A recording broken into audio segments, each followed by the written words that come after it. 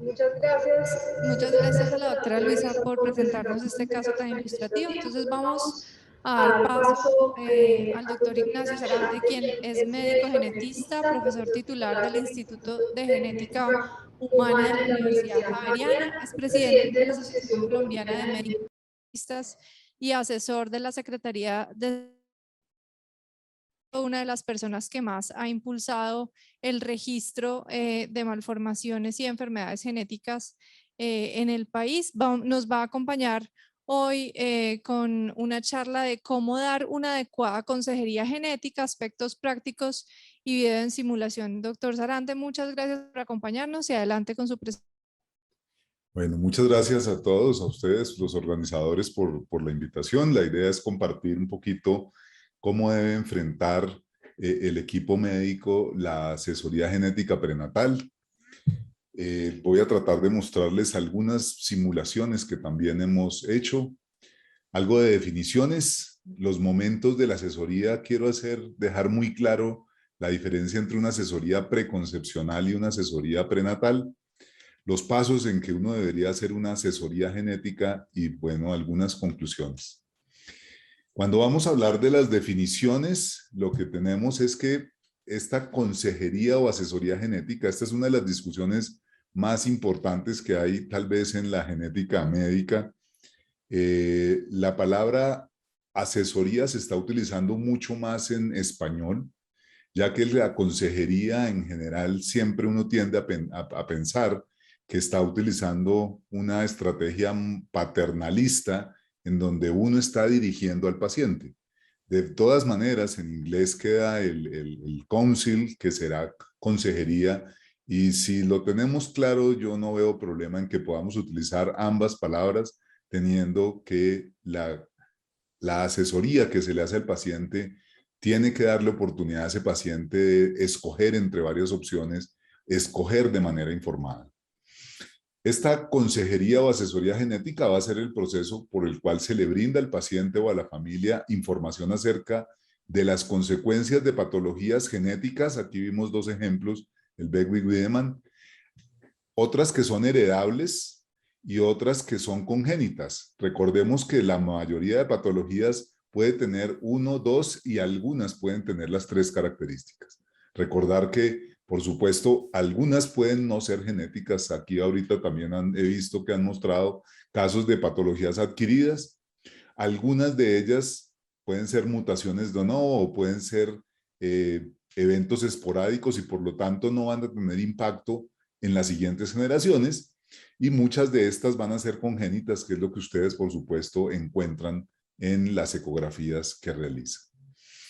Características del asesoramiento genético es dos grandes elementos que yo quisiera resaltar. Debe ser no directivo, o sea, tenemos que abandonar ese modelo paternalista. Necesitamos, como dice aquí la diapositiva, la toma de decisiones informada, y debe ser altamente personalizado. Cada paciente es un mundo diferente para hacer la asesoría genética, porque va a depender del nivel educativo que tiene, va a depender del estrato socioeconómico, va a depender de sus creencias religiosas y va a depender de algo muy importante, y es su experiencia de vida. Cuando ustedes le dicen un riesgo a un paciente, ese riesgo, el mismo valor, va a significar cosas muy diferentes para dos pacientes. Un paciente que ha tenido una experiencia de un bebé que murió tempranamente después de una enfermedad que duró varios meses en cuidado intensivo, lo llevaron a su casa, sufrieron con él. Si yo le doy un riesgo de un 4%, 5%, es posible que esa pareja me diga, no quiero volver a intentarlo. Mientras que una pareja joven, una pareja que no ha tenido ninguna enfermedad en la familia, que no han tenido ninguna experiencia negativa, yo le puedo dar un 25% y me van a decir, ah, bueno, pero tengo un 75% de que todo salga bien. O sea que es muy importante la personalización de ese asesoramiento genético. Por lo tanto, la persona que hace esa asesoría debe tener muy claro cómo es el paciente, cuál es el contexto del paciente para poder abordarlo. Quisiera poner aquí dos ejemplos, son dos ejemplos simulados de dos asesorías en la misma, que van a ser, que cumplen el mismo objetivo.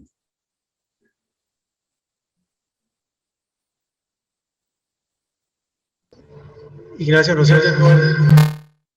No se oye, es que no sé si nos da más volumen ahí.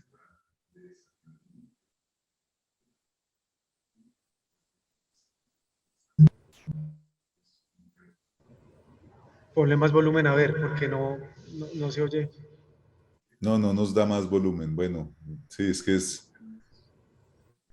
Ah, bueno. Les separo, digamos, las dos vivencias. En la primera, le estoy diciendo, vamos a hacer una amniocentesis, vamos a hacer un cariotipo. El vamos se utiliza mucho porque suena muy familiar, pero el vamos es que ella no está tomando la decisión, el vamos es que yo tomé la decisión y ella lo va a aceptar.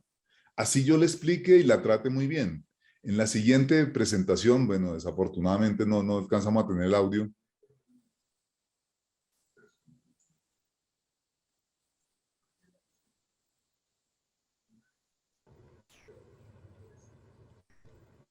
Observen que aquí en este otro video lo que le estoy diciendo a la paciente es, tenemos varias posibilidades y de las posibilidades que tenemos vamos a escoger la mejor, pero usted es quien va a tomar la decisión que en toda la información que yo le voy a brindar. O sea que ese va a ser un punto fundamental para separar una asesoría en donde la paciente es quien va a tomarlo. Al final del video, además, la paciente lo que dice es, no, déjeme pensarlo y hablo con mi pareja para tomar una decisión.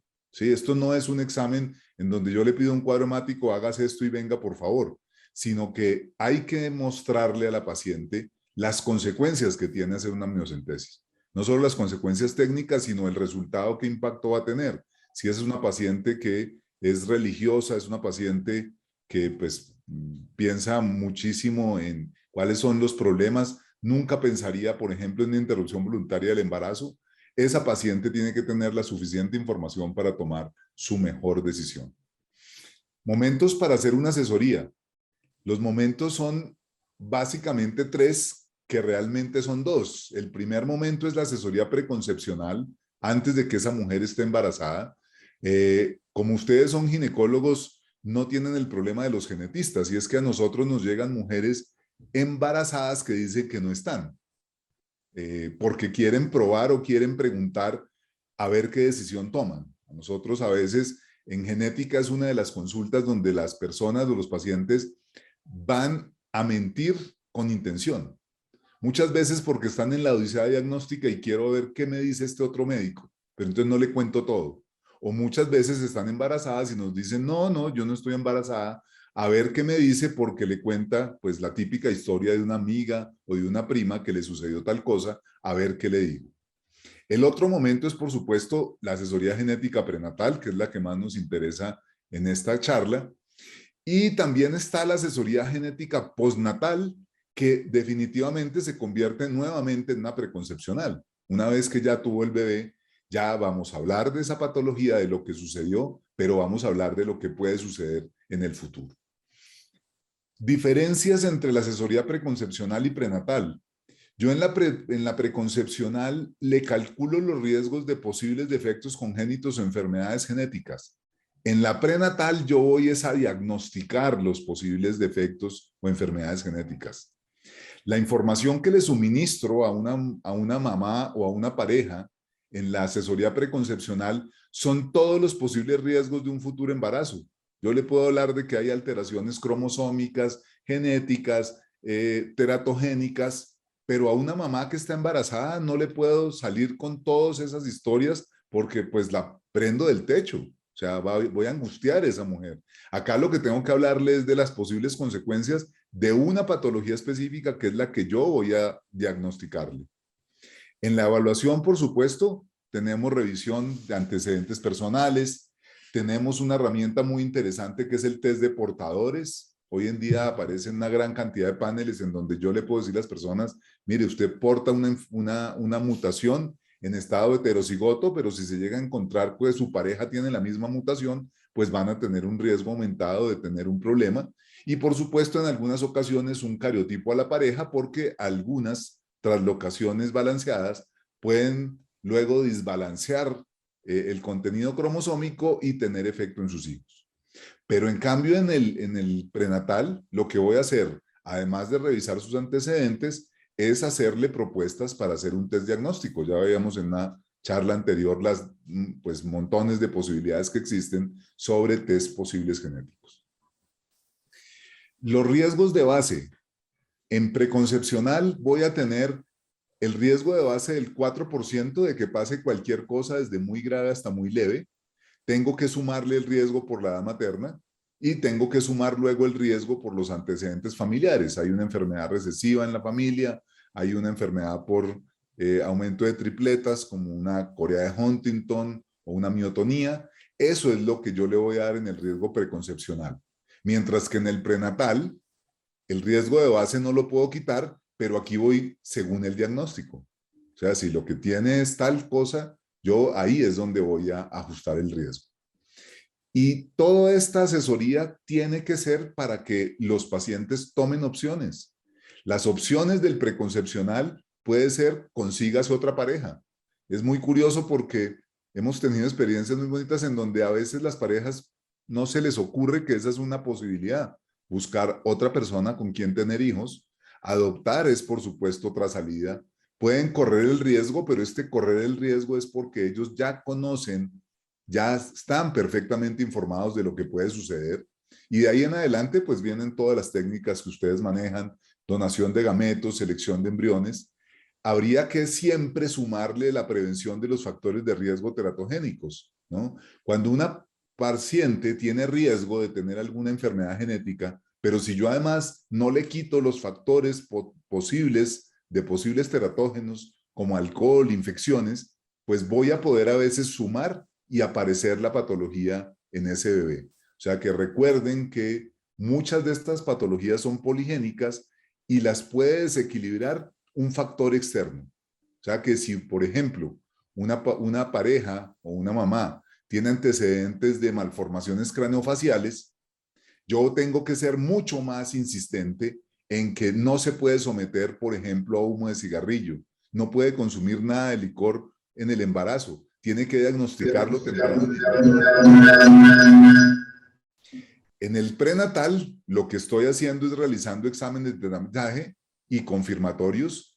Puedo proponer cirugía fetal, que seguramente han tocado el tema, la interrupción voluntaria, preparación para el nacimiento, si no quieren interrumpirlo, porque consideran que ese bebé pues, va a llegar y lo que quieren es prepararse para atenderlo ya teniendo un diagnóstico exacto.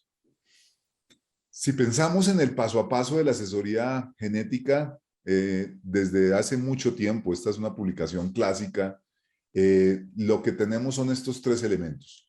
Tengo que dar toda la información necesaria para que entienda lo que le va a pasar a su bebé y cuál es el posible riesgo de recurrencia.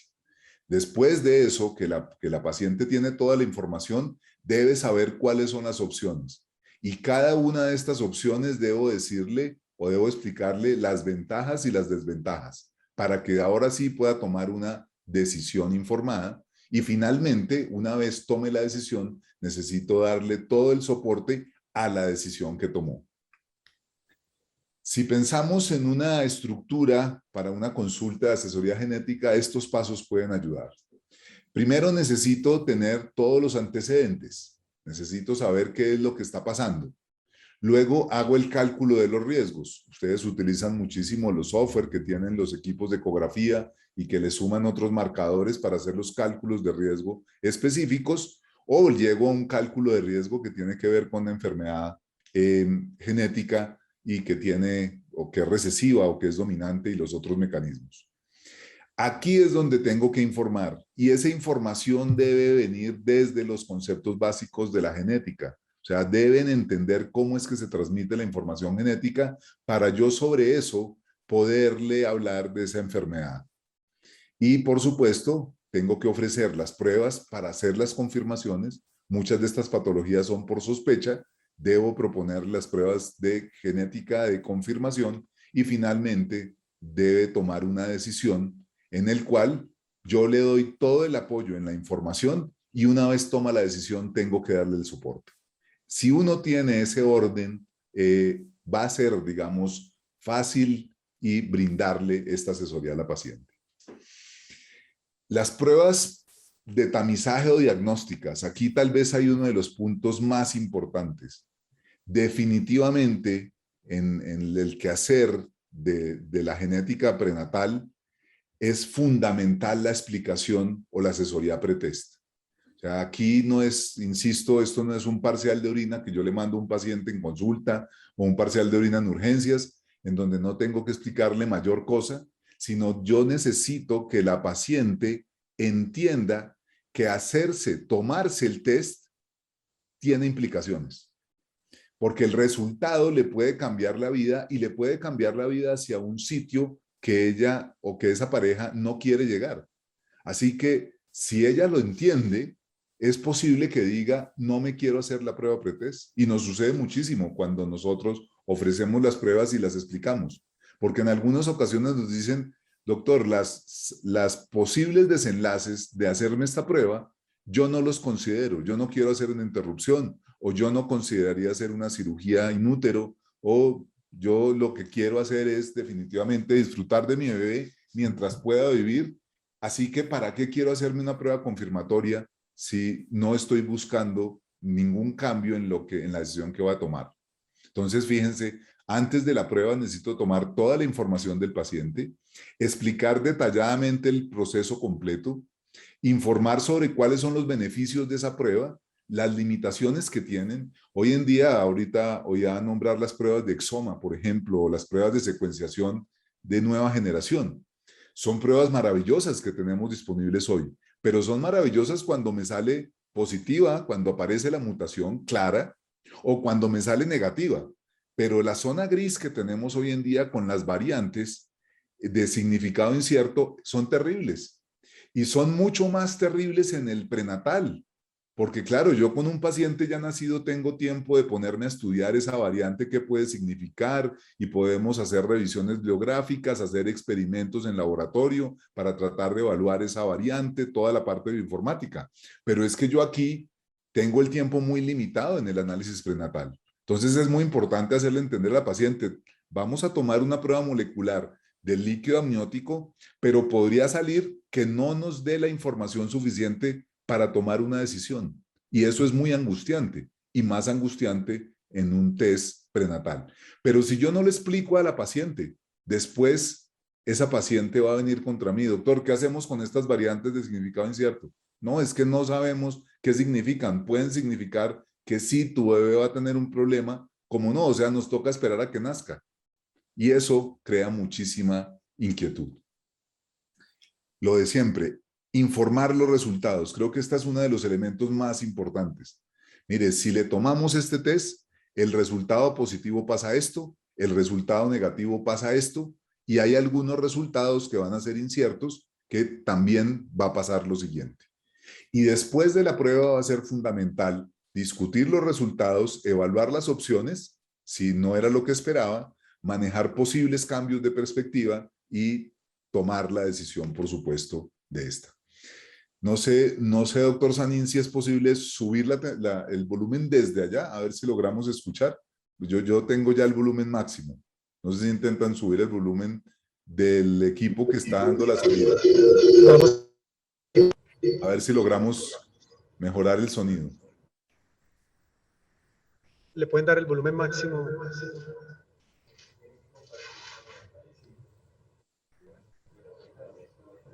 Ignacio, hay una aplicación que se llama compartir con audio. De pronto, no, ¿sabes usarla o no? ¿Están oyendo? ¿No están oyendo nada? No, no oímos nada, nada. No, yo lo compartí con audio, permítanme, trato de volverlo a compartir, entonces otra vez voy. Ignacio, que has hecho un trabajo enorme, porque te dije que fueras muy práctico, y qué pena contigo, porque se nota que gastaste mucho tiempo en los videos, pero no sale el audio. Ahí voy otra vez, a ver si se escucha. Tomamos una muestra. Sí, ahí sí se oye. Ok. Sí se oye, perfecto. Sofía, para lo que estamos buscando, la sugerencia es hacer una prueba de DNA fetal en su sangre. Las ventajas que tiene esta prueba es que no tenemos que intervenir a su bebé, sino le tomamos una muestra de sangre a usted únicamente, y en ella se puede analizar diferentes patologías genéticas. Los resultados que vamos a obtener serían los siguientes. La prueba sale normal. Eso no nos descarta en el 100% que su bebé tenga algo, pero por lo menos ya sabemos que tiene bajas probabilidades de tener alguna alteración en el número de cromosomas o en los cromosomas sexuales. El otro resultado posible es que salga alterado. Las alteraciones allí tienen que ver con que pueda tener su bebé un síndrome de Down porque tiene un cromosoma 21 de más o alguno de los otros cromosomas que se evalúan, o una alteración en los cromosomas sexuales. En algunos casos hay algunos resultados inespecíficos. Lo importante que usted tiene que saber es que es una prueba en donde estamos tamizando, simplemente estamos evaluando las probabilidades que ustedes tengan un bebé con algún problema. Y eso les puede dar más tranquilidad. ¿Qué pasa si la prueba sale positiva? Que seguramente vamos a tener que hacer una confirmación si ustedes lo desean. Y esa confirmación ya se hará con un cariotipo en el líquido amniótico o se hará la confirmación en el momento del nacimiento. Fíjense que acá le tengo que decir que la prueba en sangre de la mamá va a llevarla que si el resultado es positivo pueda necesitar una amniocentesis. Así que tengo que evaluar primero si la mamá va a aceptar una amniocentesis o no antes de hacerle la prueba. O sea, el mensaje que quiero dejarles es, necesitamos que tenga toda la información para tomar la mejor decisión. Creo que aquí no tengo que hacer mucho énfasis, ya en las charlas anteriores han mostrado las posibles pruebas que se pueden hacer prenatalmente, el tamizaje de marcadores múltiples, que tal vez es uno de los más antiguos y de los que más utilizan, cariotipo, FISH, los test de lesiones microduplicaciones, pruebas moleculares en líquido amniótico y por supuesto los test prenatales no invasivos. Acá la diferencia gigantesca es, esto es tamizaje, esto me aumenta las probabilidades, esto es confirmatorio, pero cada una de ellas va a tener unas ventajas y unas desventajas. Aquí entiendo que hay personas que están fuera de Colombia, pero quiero hacer énfasis en esto en Colombia. Nosotros tenemos un mandato y es la resolución 3280, es una norma que en Colombia dice que todas las gestantes deben tener 2 ecografías mínimo, una entre la semana 11 y 14 y la otra entre la semana 18 y 24.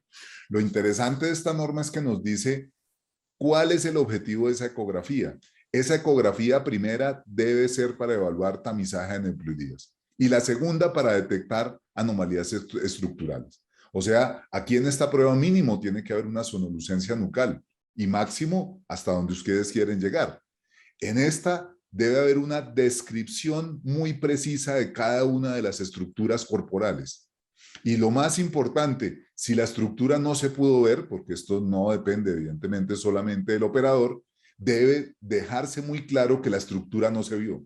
Acá vemos muchísimas ecografías y estamos en este momento en un proyecto muy grande en donde estamos revisando ecografías de Bogotá y de Cali, comparándolas con el postnatal y nos damos cuenta que en muchas de ellas el no se vio es igual a estar normal. Y eso es uno de nuestros grandes problemas. Y aquí viene un tema sobre la asesoría durante la ecografía prenatal.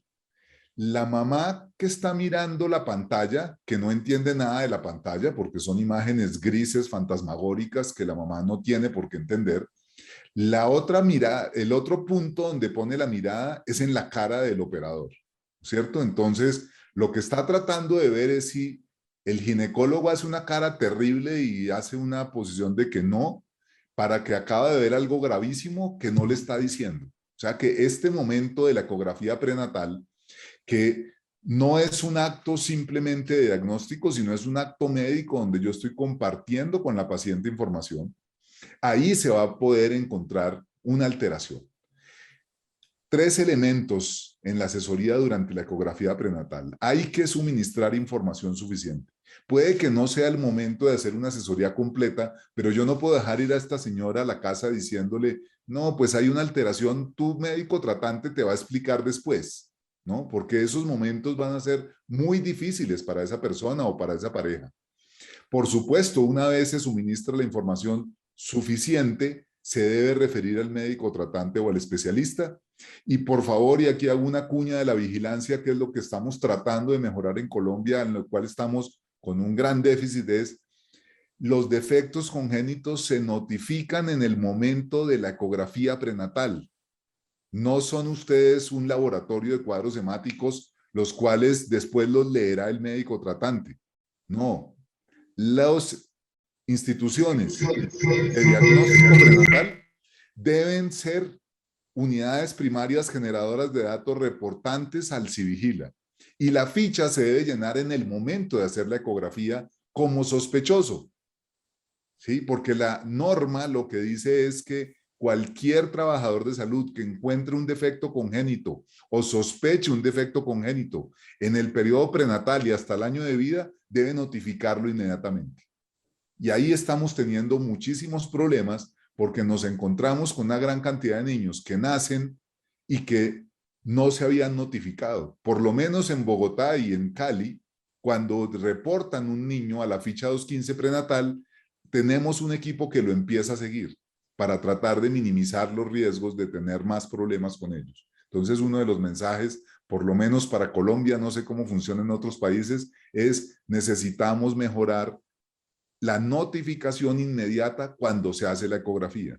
Luego, el proceso definitivamente de ecografía es un proceso pues mucho más amplio de lo que debe ser.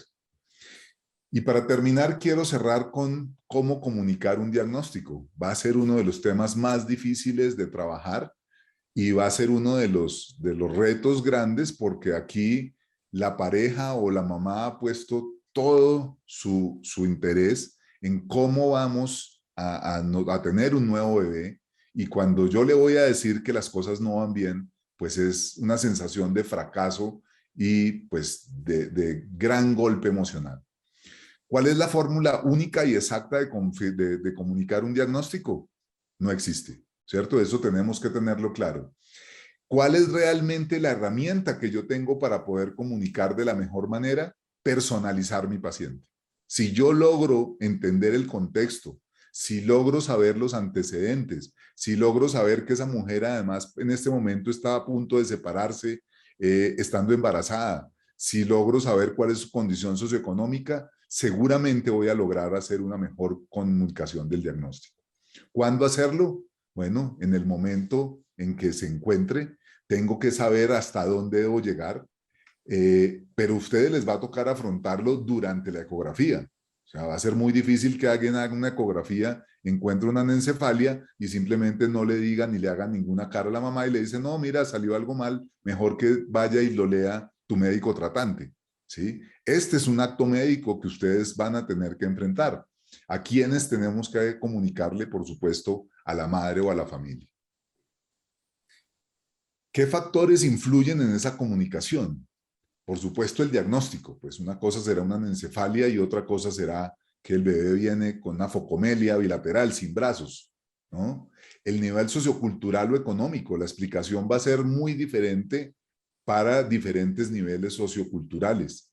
La edad de esa paciente, qué tanta esperanza tiene de tener más hijos en el futuro. Por supuesto, la paridad y los elementos circunstanciales del momento. Eso va a ser fundamental para poder armar realmente una comunicación adecuada del diagnóstico. Sugerencias para la comunicación. En general, cuando yo trato de dar demasiadas explicaciones, los pacientes se dan cuenta que está uno sufriendo más que ellos.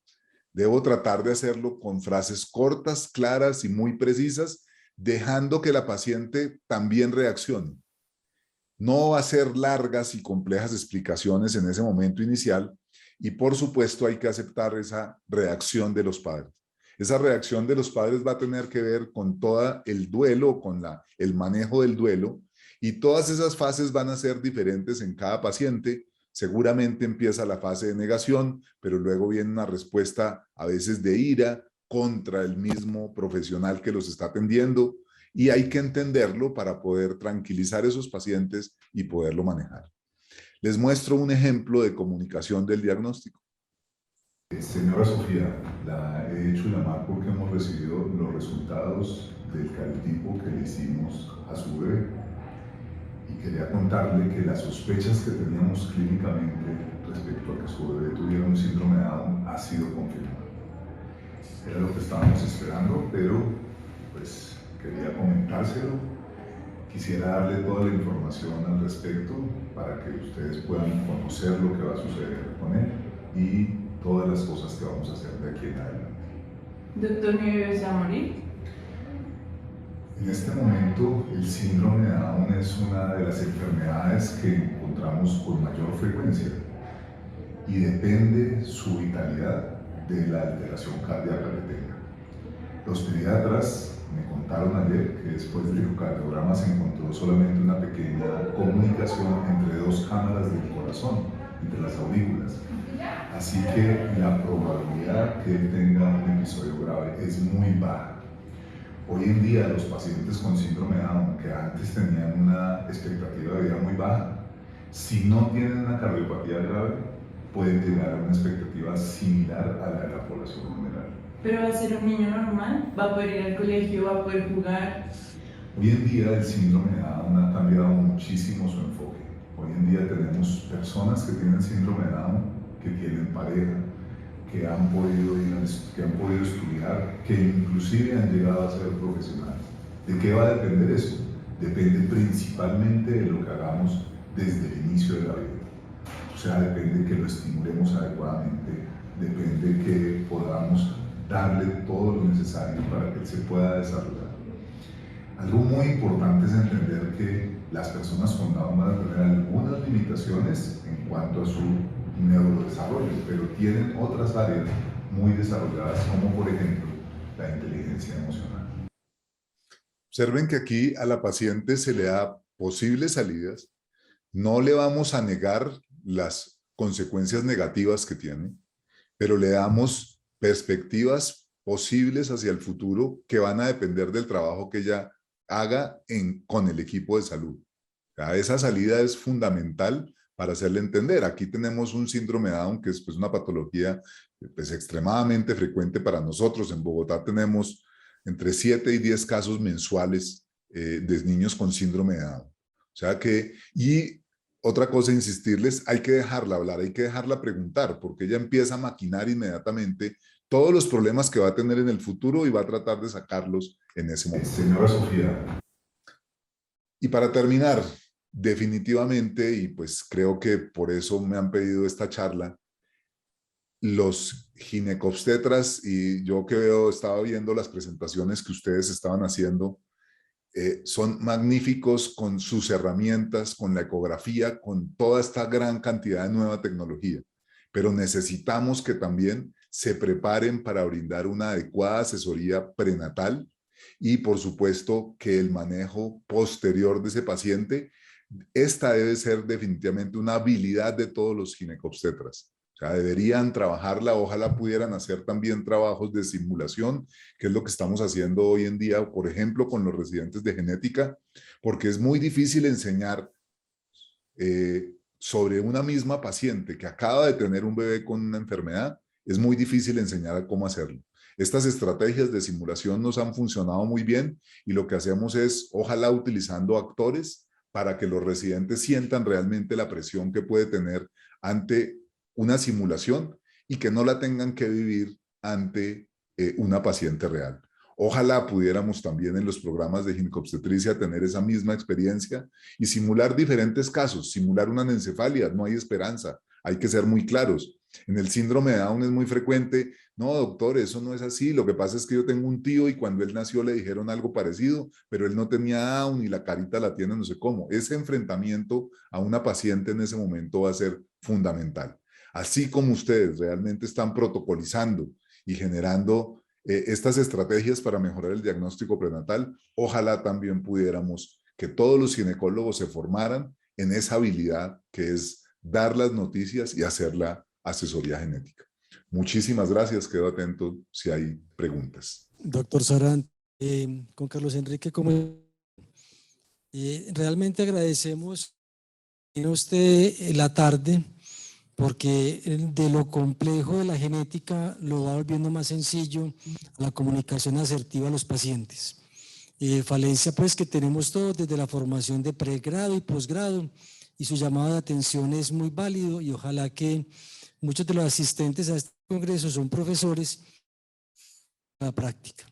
Realmente usted cerró la que podemos tener. Tenemos aquí a mi lado a la doctora Ana Lucía, que es médica perinatóloga materno-fetal. Le va a hacer una pregunta. A todos los asistentes les agradecemos haber estado hasta esta hora. Disculpas por los defectos técnicos. Los esperamos muy cumplidos a las 8 de la mañana. De nuevo, mil nuestros patrocinadores que hacen que la academia se dé. Y finalmente, para todos una feliz noche y agradecerles. Doctora Ana. Doctor, usted tocó una parte muy importante que es la de las variantes de significado incierto. Nosotros pensaríamos, cuando tenemos un bebé con un hallazgo ecográfico, nosotros tenemos la mitad de la información,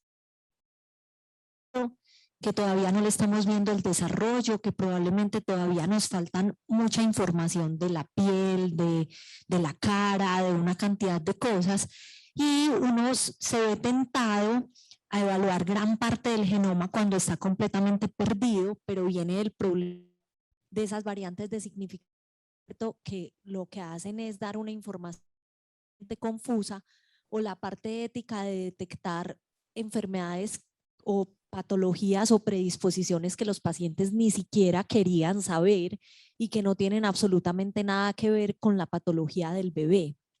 Me gustaría que nos hablara un poquito en Colombia de los paneles dirigidos que tenemos en ese problema, de los exámenes moleculares. Sé que, por ejemplo, existen un panel para microcefalia, un panel para displasias esqueléticas, o sea, cosas como más dirigidas para que no tengamos esos problemas de no saber qué hacer con el exceso de información genética. Claro.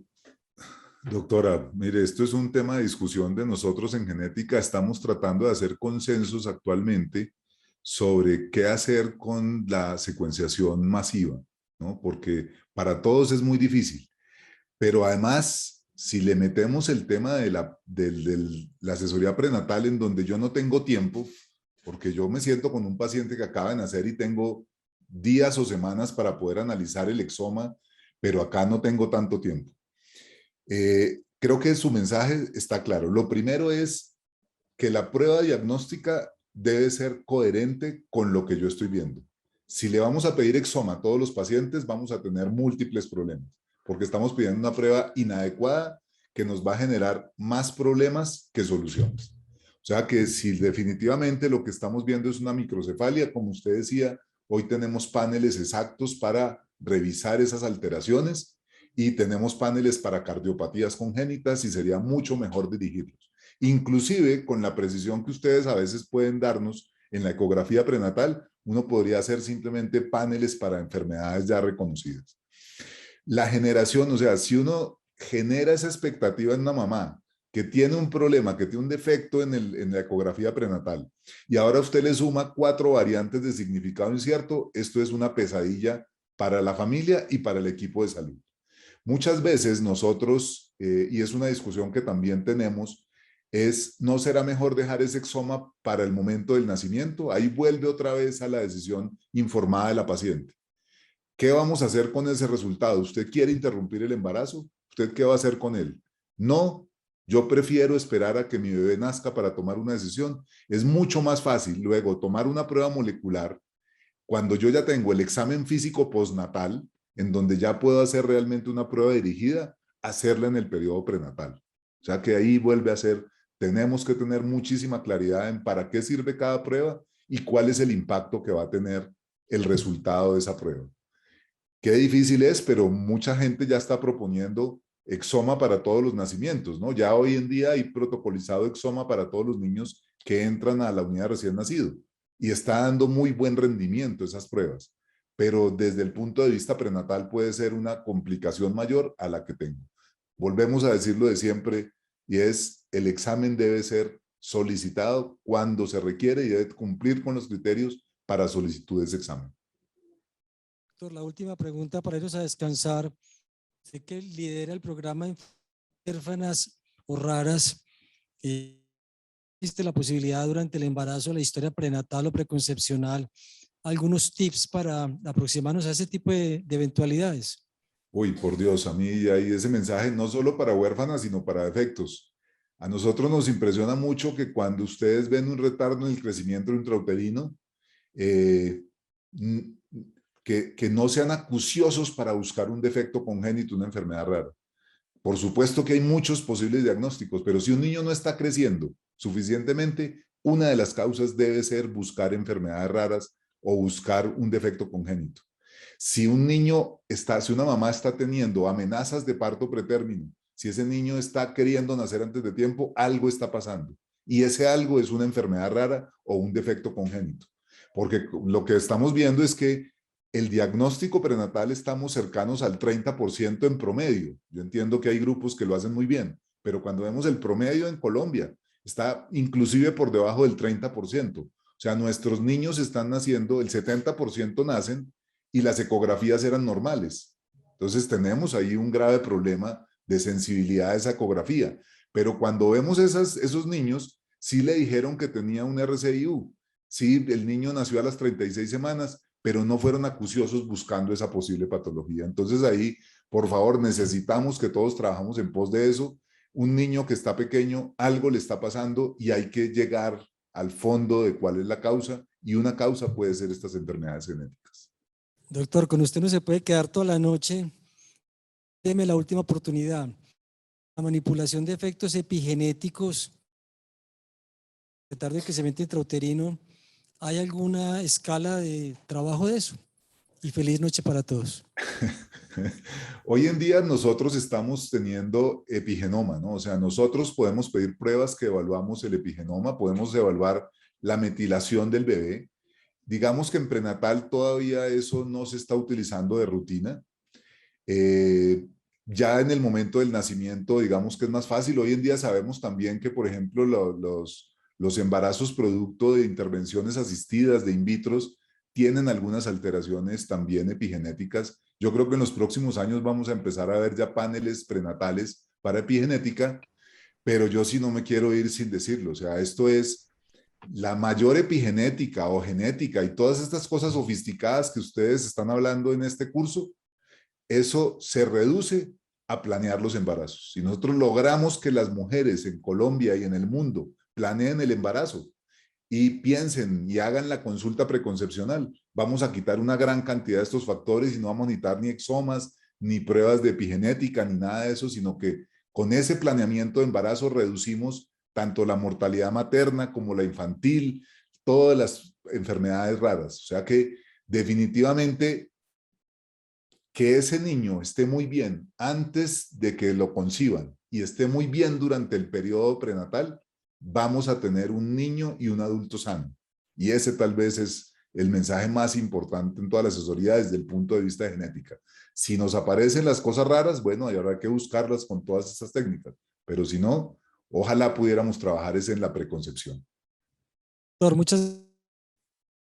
El doctor Sanín dice orden 7:30 de la mañana. La noticia que les tenían a los asistentes finalmente. Muchas gracias, que estén muy bien y muchas gracias por la invitación.